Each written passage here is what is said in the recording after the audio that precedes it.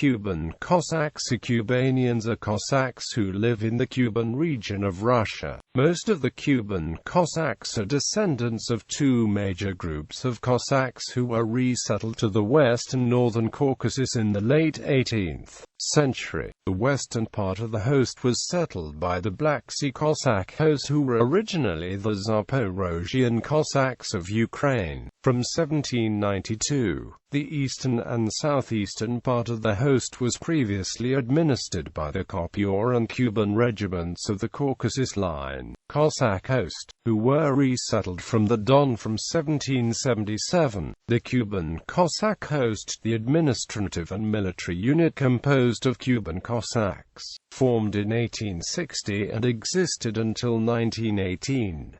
During the Russian Civil War, the Kuban Cossacks proclaimed the Kuban People's Republic, and played a key role in the southern theater of the conflict.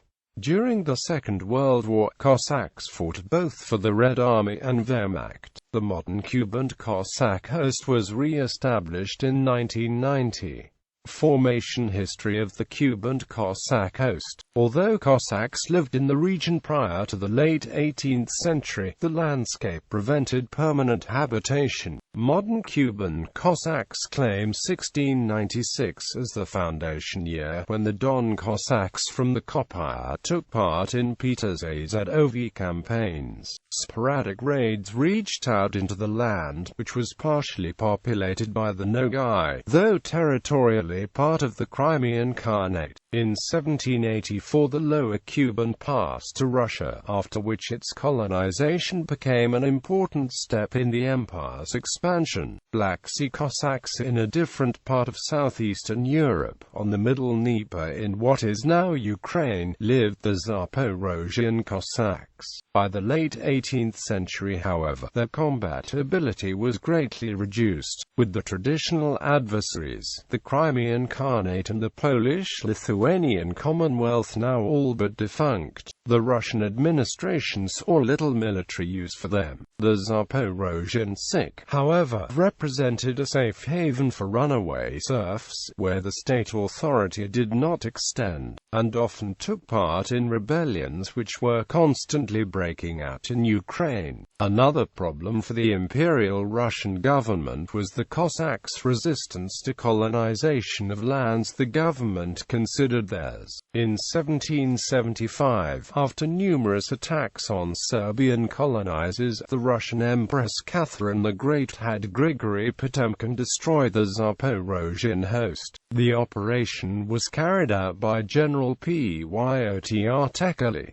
The Zaporozhians scattered. Some fled to the Ottoman-controlled Danube area. Others joined the Imperial Russian Hussar and Dragoon regiments, while most turned to local farming and trade. A decade later, the Russian administration was forced to reconsider its decision, with the escalation of tension with the Ottoman Empire. In 1778, the Turkish Sultan offered the exiled Zaporozhians the chance to build a new Danubian Sich. Potemkin suggested that the former commanders Anton Holovati, Zachary Chepiha and Sidia Bali round the former Cossacks into a host of the loyal Zaporozhians in 1787. The new host played a crucial role in the Russo-Turkish War, and for the loyalty and service the Russian Empress rewarded them with eternal use of the Kuban, then inhabited by Nogai remnants, and in the cause of the Caucasus War a crucial progress in further pushing the Russian line into Circassia. Renamed the Black Sea Cossack Host, a total of 25,000 men made the migration in 1792–93. On the Russian frontier during the Russo-Turkish War, the Don Cossacks on the Copper River took part in the campaign, and in 1770, then numbering 4 settlements, requested to form a regiment. Owing to the service in the war, on 6 October 1774 Catherine the Great issued a manifesto granting the request. The end of the war and the Treaty of Kukuk-Kanaka brought Russia's frontiers south from the Kuban River's entry into the Azov Sea along its right. bank and right to the bend of the Terek River. This created a 500-verst undefended border, and in the summer of 1777 the Copper Regiment, in addition to the remnants of the Volga Cossacks and of Vladimir Dragoon Regiment, were resettled in the Northern Caucasus to build the Zaporozhian defense line. This marked the start of the Caucasus War, which would continue for almost 90 years.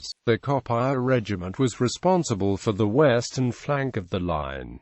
In 1778 to 1782, Kuban Cossacks founded 4 stanitsas: Stavropolskaya, Morstovskaya, Donskaya and Severnaya, with approximately 140 Cossack families in each. In 1779, the Copper Regiment was given its own district. The conditions were desperate as the Circassians would mount almost daily raids on the Russian positions. In 1825 to 1826 the regiment began its first expansions, pushing westwards to the bend of the Kuban River and founding 5 new stanitsas, Bekshevskaya and Karantinaya. In 1828 the Copper Cossacks participated in the conquest of Karachay and became part of the first Russian expedition to reach the summit of Elbrus.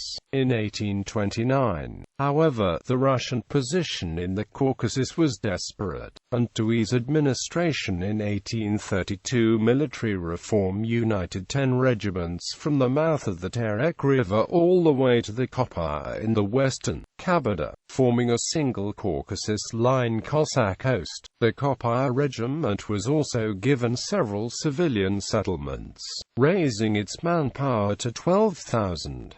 With the further advance to the Laba River, the Copper district was split into 2 regiments, and Spokojnaya, Sprawanaya, Podgornaya, Udobnaya, Peredovaya, Storozheve formed the Laba line. Zaporozhians beyond the Kuban River. Many traditions of the Zaporozhian Cossacks continued in the Black Sea Cossacks, such as the formal election of the host administration, but in some cases, new traditions replaced the old. Instead of a central Sikh, a defense line was formed from the Kuban River Black Sea Inlet to the Bolshaya Laba River Inlet. The land north of this line was settled with villages called stanitsas.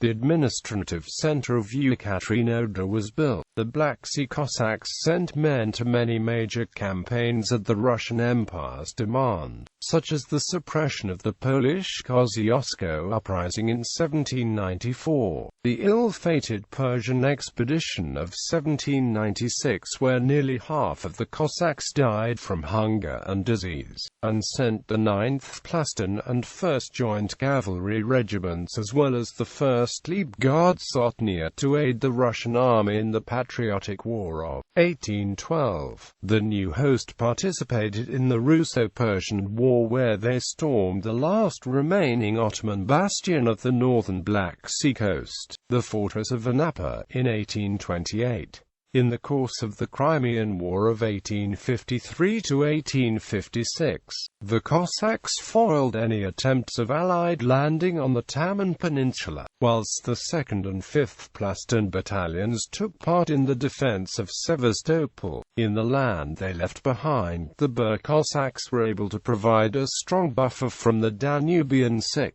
After the Russo-Turkish War, most of the Danube Cossacks officially turned themselves over and under amnesty were resettled between the Mariupol and Berdyansk, forming the Azov Cossack Host. Expansion. As the years went by, the Black Sea Cossacks continued its systematic penetrations into the mountainous regions of the Northern Caucasus, taking an active part in the finale of the Russian conquest of the Northern Caucasus. They settled the regions each time these were conquered. To aid them, a total of 70,000 additional ex-Zaporozhians from the Bug-Yekaterinoslav, and finally the Azov Cossack host migrated there in the mid-19th century. All three of the former were necessary to be removed to vacate space for the colonization of New Russia, and with the increasing weakness of the Ottoman Empire as well as the formation of independent buffer states in the Balkans, the need for further Cossack presence had ended. They made the migration to the Kuban in 1860. Separating the ethnic Ukrainian Black Sea Cossacks from the Caucasian mountain tribes were the Caucasus Line Cossack Host, ethnic Russian Cossacks from the Don region. Although both groups lived in the general Kuban region, they did not integrate with each other. Apogee of the Kuban host. The new host grew to be the second largest in Russia. The Kuban Cossacks continued to make an active part in the Russian affairs of the 19th century, starting from the finale of the Russian-Circassian War, which ceased shortly after the host's formation. A small group took part in the 1873 conquest that brought the Khanate of Khiva under Russian control. The largest military campaign was the Russo-Turkish War, on both the Balkan and the Caucasus fronts. The latter in particular was a strong contribution, as the Kuban Cossacks made 90% of the Russian cavalry. Famous achievements in the numerous battles of Shipka, the defensive Byazay, and finally indecisive and victorious Battle of Kars, where the Cossacks were the first to enter. 3 Kuban Cossack regiments took part in the storming of Geok Tepe in Turkmenistan in 1881. During the Russo-Japanese War, the host mobilized 6 cavalry regiments, 5 plastun battalions and 1 battery to the distant region of Russia. The Cossacks also carried out the second strategical objective, the colonization of the Kuban land. In total, the host owned more than 6 million tithes, of which 5.7 million belonged to the stanitses, with the remaining in the reserve or in private hands of Cossack officers and officials. Upon reaching the age of 17, a Cossack would be given between 16 and 30 tithes for cultivation and personal use. With the natural growth of the population, the average land that a Cossack owned decreased from 23 tithes in 1860s to 7.6 in 1917. Such arrangements, however, ensured that the colonization and the cultivation would be very rational. The military purpose of the Kuban was echoed in its administration pattern. Rather than a traditional imperial gubernia with uyezds, the territory was administered by the Kuban Oblast, which was split into odels. Each odel would have its own sotnyas, which in turn would be split into stanitses and kutas. The ataman for each region was not only responsible for the military preparation of the Cossacks, but for the local administration duties. Local stanitsa and kuta atamans were elected, but approved by the atamans of the odel. These, in turn, were appointed by the supreme ataman of the host, who was in turn appointed directly by the Russian emperor. Prior to 1870, this system of legislature in the oblast remained a robust military one, and all legal decisions were carried out by the stanitsa ataman and 2 elected judges. Afterwards, however, the system was bureaucratized and the judicial functions became independent of the stanitses. The more liberal policy of the Kuban was directly mirrored in the living standards of the people.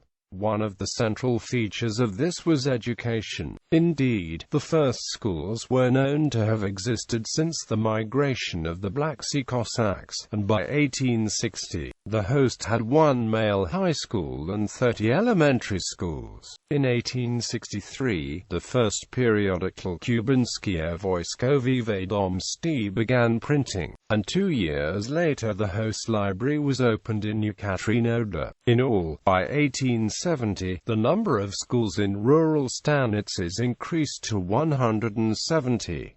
compared with the rest of the Russian Empire. By the start of the 20th century, the oblast had a very high literacy rate of 50%, and each year up to 30 students from Cossack families were sent to study in the higher education establishments of Russia. During the early 20th century, contacts between Kuban and Ukraine were established, and clandestine Ukrainian organizations appeared in Kuban uniform and equipment. Until 1914, the Kuban Cossack Host wore a full-dress uniform comprising a dark grey, black kaftan with red shoulder straps and braiding on the wide cuffs. Ornamental containers, which had originally contained single-loading measures of gunpowder for muzzle-loading muskets, were worn on the breasts of the kaftans. The kaftan had an open front, showing a red waistcoat. Wide grey trousers were worn tight into soft leather boots without heels. Officers wore silver epaulets, braiding and ferules, the latter in the Zerkaskas. This Caucasian national dress was also worn by the Ural Cossack host, but in different facing colors. Tall black fur hats were worn on all occasions with red cloth tops and silver lace. A white metal scroll was worn on the front of the fur hat. A whip was used instead of spurs. Prior to 1908, individual Cossacks from all hosts were required to provide their own uniforms. On active service during World War I, the Kuban Cossacks retained the distinctive dress, but with a black waistcoat replacing the conspicuous red one, and without the silver ornaments or red facings of full dress. A black felt cloak was worn in bad weather, both in peacetime and on active service. The Kuban and Terek Cossacks of the Imperial Escort wore a special gala uniform, including a scarlet kaftan edged with gold braid and a white waistcoat. Russian Revolution and Civil War. During the Russian Revolution and the resulting Civil War, the Cossacks found themselves conflicted in the loyalties. In October 1917, simultaneously the Cuban Soviet Republic and the Cuban Rada were formed, both of whom proclaimed the rights to rule the Kuban, and shortly afterwards the Rada declared a Cuban National Republic, but was soon dispersed by Bolshevik forces. Although most of the Cossacks initially sided with the Rada, many joined the Bolsheviks, who promised them autonomy. In March 1918, after Lav Kornilov's successful offensive, the Cuban Rada placed itself under his authority. However, after his death in June 1918, a federative union was signed with the Ukrainian government of Hetman Pavlo-Skoropadsky, after which many Cossacks left to return home or defected to the Bolsheviks. In addition to that, there was an internal struggle among the Kuban Cossacks between loyalty towards the Russian Volunteer Army of Denikin and Ukrainian nationalist forces. On November 6, 1919, Denikin's forces surrounded the Rada, and with the help of the Atman A. Filarmonov arrested 10 of its members, including the Ukrainophile P. Kurgansky, who was the premier of the Rada, and publicly hanged one of them for treason. Many Cossacks joined Denikin and fought in the ranks of the Volunteer Army. In December 1919, after Denikin's defeat and as it became clear that the Bolsheviks would overrun the Kuban, some of the pro-Ukrainian groups attempted to restore the Rada and to break away from the Volunteer Army and fight the Bolsheviks in alliance with Ukraine. However, by early 1920 the Red Army took most of Kuban, and both the Rada and Denikin were evicted. Establishment of Soviet power. After the Soviet victory, many Kuban Cossacks fled the country to avoid persecution by the Bolsheviks. A notable eviction point was the Greek island of Lemnos, where 18,000 Kuban Cossacks landed, many of whom died of starvation and disease. Soon after the Red Army's victory, the Kuban Cossack Host was officially dissolved, because of the past loyalty to the Russian Emperor and the White Army. The new Soviet government viewed all Cossacks as a threat to its still fragile power. An anti-Cossack campaign was implemented and the Kuban Cossack families would endure deliberate segregation as the Bolsheviks gave much of the Caucasus territory to the new autonomous provinces of local minorities, and encouraged the settlement of the pre-mountain steppes by the latter, sometimes forcefully evicting the Cossacks from the native homes. Collectivization of the fertile steppe also began. Most of the Cossacks became local peasants and worked in the new conditions. During the Soviet famine of 1932 to 1934, many Cossacks died of starvation. World War II. Collaborators in Wehrmacht and Waffen-SS. The first collaborators were formed from Soviet Cossack PAs and deserters after the consequences of the Red Army's early defeats in the course of Operation Barbarossa. After the horrors of collectivization and decossakization in summer of 1942, many of the Germans reaching Kuban were greeted as liberators. Many Soviet Kuban Cossacks chose to switch to the German side either when in POW camps or on active service in the Soviet Army. For example, Major Kononov deserted on August 22, 1941 with an entire regiment and was instrumental in organizing Cossack volunteers in the Wehrmacht. Some Cossack émigrés, such as Andrei Shkro and Pyotr Krasnov, chose to collaborate with the Germans as well and stood at the helm of 2 Cossack divisions on German service. However, most volunteers came after the Germans reached the Cossack homelands in summer of 1942. The Cossack National Movement of Liberation was set up in hope of mobilizing opposition to the Soviet regime with an intent to rebuild an independent Cossack state. While there were several smaller Cossack detachments in the Wehrmacht since 1941, the 1st Cossack Division, made up of Don, Terek and Kuban Cossacks, was formed in 1943. This division was further augmented by the 2nd Cossack Cavalry Division formed in December 1944.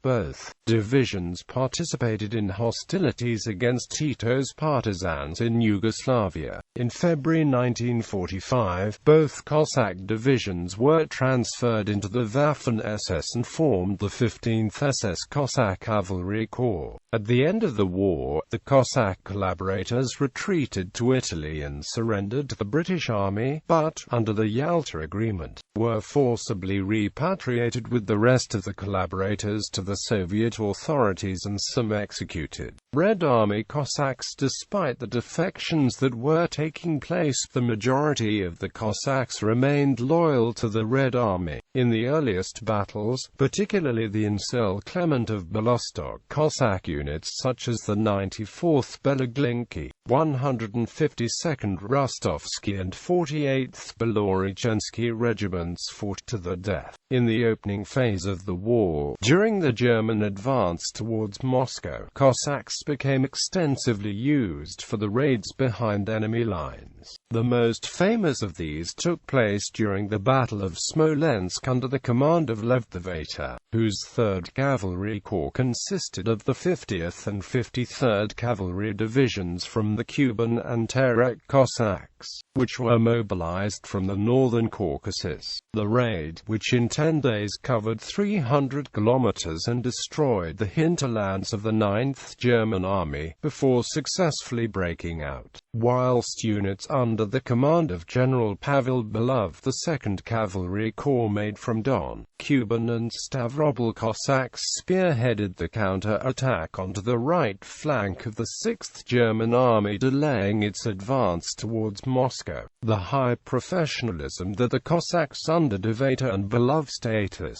ensured that many new units would be formed. In the end, if the Germans during the whole war only managed to form 2 Cossack corps, the Red Army in 1942 already had 17. Many of the newly formed units were filled with ethnically Cossack volunteers. The Kuban Cossacks were allocated to the 10th, 12th and 13th Corps. However, the most famous Kuban Cossack unit would be the 17th Cossack Corps under the command of General Nikolai Kirichenko. During the opening phase of the Battle of Stalingrad, when the Germans overran the Kuban, the majority of the Cossack population, long before the Germans began their agitation with Krasnov and Shkro, became involved in partisan activity. Raids onto the German positions from the Caucasus Mountains became commonplace. After the German defeat at Stalingrad, the 4th Guards Kuban Cossack Corps, strengthened by tanks and artillery, broke through the German lines and liberated Mineralnye Vody and Stavropol. For the latter part of the war, although the Cossacks did prove especially useful in reconnaissance and rear guards, the war did show that the age of horse cavalry had come to an end. The famous 4th Guards Kuban Cossack Regiment, which took part in heavy fighting in the course of the liberation of southern Ukraine and Romania, was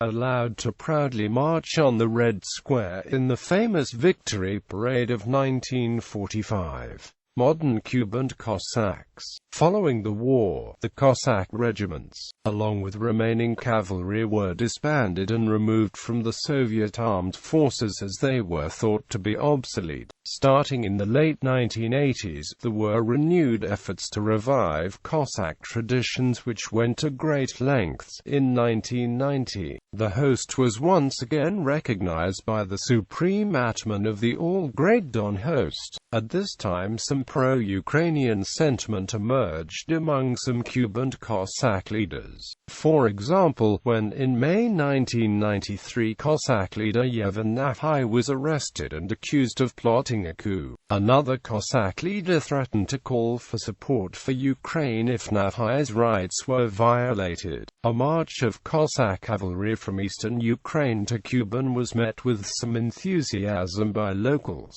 The Cossacks have actively participated in some of the more abrupt political developments following the dissolution of the Soviet Union. South Ossetia, Crimea, Kosovo, Transnistria and Abkhazia. The latter conflict was in particular special for the Kuban Cossacks. Initially, a number of Cossacks fled from the decossakization repressions of the 1920s and assimilated with the Abkhaz people. Before the Georgian-Abkhaz conflict, there was a strong movement of creating an Abkhaz-Kuban host among the descendants. When the civil war broke out, 1,500 Kuban Cossack volunteers from Russia came to aid the Abkhaz side. One of the notable groups was the 1st Sotnia under the command of Atman Nikolai Pusko, which reportedly completely destroyed a Ukrainian volunteer group fighting on the Georgian side and then went on to be the first to enter Sukhumi in 1993.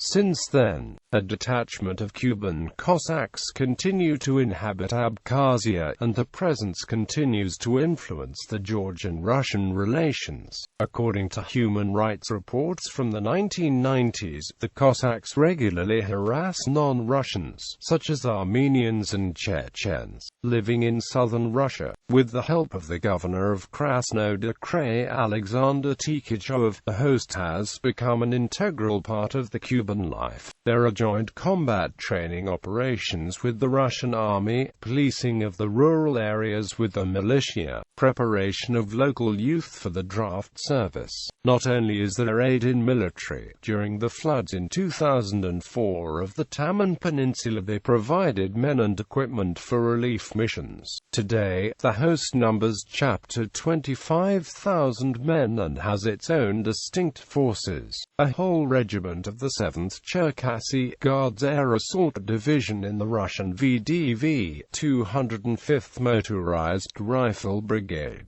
within the North Caucasus military district in the Russian ground forces, in addition to border guards. On August 2, 2012, governor of the Krasnodar Krai, Alexander Takeyev, announced a controversial plan to deploy a paramilitary force of 1,000 unarmed but uniformed Kuban Cossacks in the region, to help police patrols. The Cossacks were to be charged with preventing what he described as illegal immigration for the neighboring Caucasian republics. Many Kuban Cossack units participated in the war in Donbass, and formed a core part of the separatist movement. Culture. Because of the unique migration pattern that the original Zaporozhian Cossacks undertook, the Kuban Cossack identity has produced one of the most distinct cultures not only amongst other Cossacks but throughout the whole Russian identity. The proximity to the Caucasus Mountains and the Circassian people influenced the dress and uniform of the Cossacks.